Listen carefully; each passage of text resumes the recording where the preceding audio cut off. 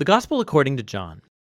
In the first video, we saw that John wrote this book to make the claim that Jesus is the Messiah, the Son of God, the human embodiment of God's word and glorious presence, who has come to reveal who God truly is. Then we explored how John designed the first half of the book to demonstrate this claim. Jesus performed miraculous signs and made huge claims about himself, that he is the reality to which Israel's entire history points. And this all generates controversy, however, and the Jewish leaders confront Jesus for all these claims, and it culminated with Jesus laying down his life for his friend Lazarus. By going near Jerusalem to raise him from the dead, Jesus sealed his fate.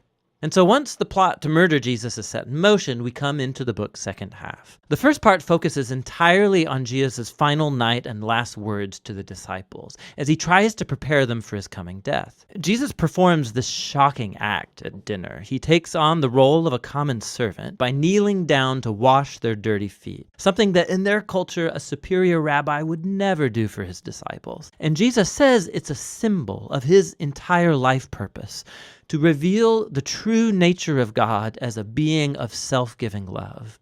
And it's also a symbol of what Jesus is about to do in becoming a servant and giving up his life to die for the sins of the world. And so this act leads to his great command to his disciples that they are to follow him by loving one another as he has loved them. Acts of loving generosity are to be the hallmark of Jesus' followers. This is what will show the world who Jesus is, and therefore who God is. Now from here, Jesus goes into a long, flowing speech that's concluded with a prayer, and you'll find the whole thing is unified by a few repeated themes. Jesus keeps saying that he's going away, which makes the disciples sad, but Jesus says it's for the best because it means that he will send the Spirit, also known as the Advocate. As a human, Jesus can only be in one place at a time, but the Spirit can be Jesus' divine personal presence in any place at any time. And the Spirit will do a number of things, Jesus says. So remember, for John, the unique deity of the one God consists of that loving, unified relationship between the Father and the Son. Jesus says the Spirit is that loving personal presence that will come to live in his people and draw them into the love between the Father and the Son.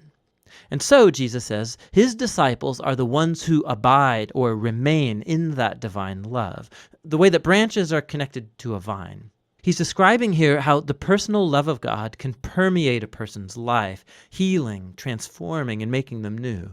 And there's more. The Spirit will also empower Jesus' followers to carry on his mission in the world. To first of all, fulfill the great command to love others through radical acts of service. But also, Jesus says, the mission is to bear witness to the truth, to expose and name the selfish, sinful ways that we as humans treat each other, and to declare that in Jesus, God has saved the world through him because he loves it. He's opened up a new way to become human again. And so finally, Jesus predicts that there will be opposition. Just as the Jewish leaders rejected him, so his followers will be persecuted.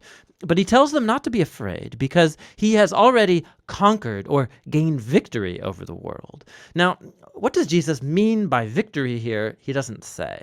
But it leads us into the final section of the book where John shows us what victory looks like Jesus style. The Jewish leaders send soldiers to Jesus and his disciples to arrest him. And when the soldiers ask which one Jesus is, he declares, "I am," and they fall backward. Now this is brilliant on John's part. These words are the culmination of 2 sets of 7 instances where Jesus has used that very phrase. And it all highlights one of John's core claims about Jesus. The words "I am," or in Greek ego eimi, they're the Greek translation of the Hebrew personal covenant name of God that was revealed to Moses back in Exodus chapter 3. It was also repeated many times in Isaiah.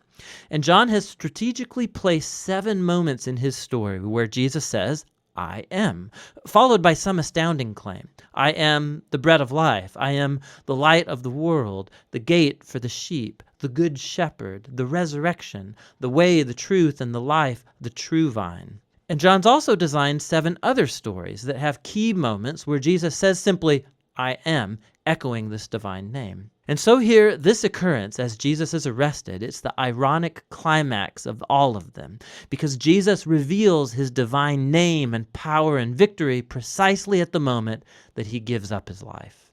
After this, Jesus is put on trial for his exalted claims to be the Son of God and the King of Israel, first before the high priest and then before the Roman governor Pilate, who has to take seriously anyone who's charged with claiming to be the King of Israel. And Jesus tells Pilate that my kingdom is not from this world, meaning that he is a king and that his kingdom is for this world, but its radically different value system, its redefinition of power and greatness, none of this is derived from this world. Rather, they are defined by God's character that Jesus has revealed through his upside-down kingdom, which is epitomized by the cross. It's the place where the world's true king conquers sin and evil by letting it conquer him. And Jesus gains victory over the world through an act of self-giving love.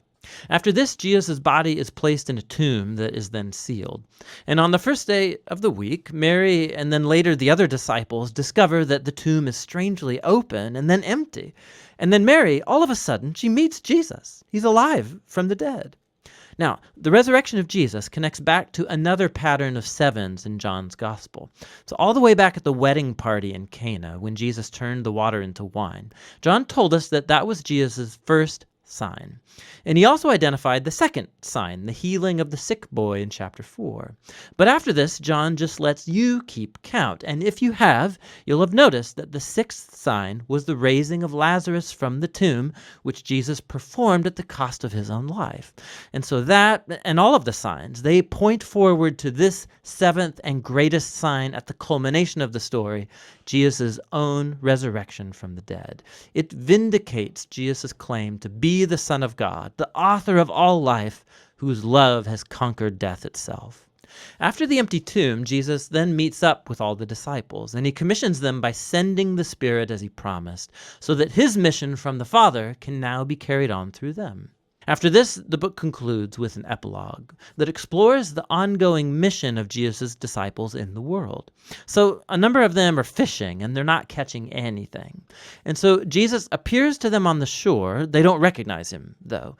And he tells them to cast their net on the other side of the boat. And when they obey him, they catch a huge amount of fish, and it's only then that they recognize him as Jesus. Now, John's offering here a picture of discipleship to Jesus. His followers will be most effective in the world when their focus is not on their work as such, but on simply listening for Jesus' voice and obeying him when he speaks. That's when they will truly see him at work in their lives. After this, Jesus talks with Peter and then commissions him as a unique leader in the Jesus movement, indicating that he too will give up his life one day.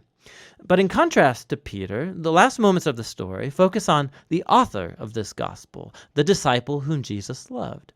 And unlike Peter, his job was not to lead the Jesus movement, but rather to spend his long life bearing witness to Jesus so that others might believe in him. And that's actually what he's done right here by authoring this amazing story about Jesus, the Messiah, the Son of God. And that's what the Gospel of John is all about.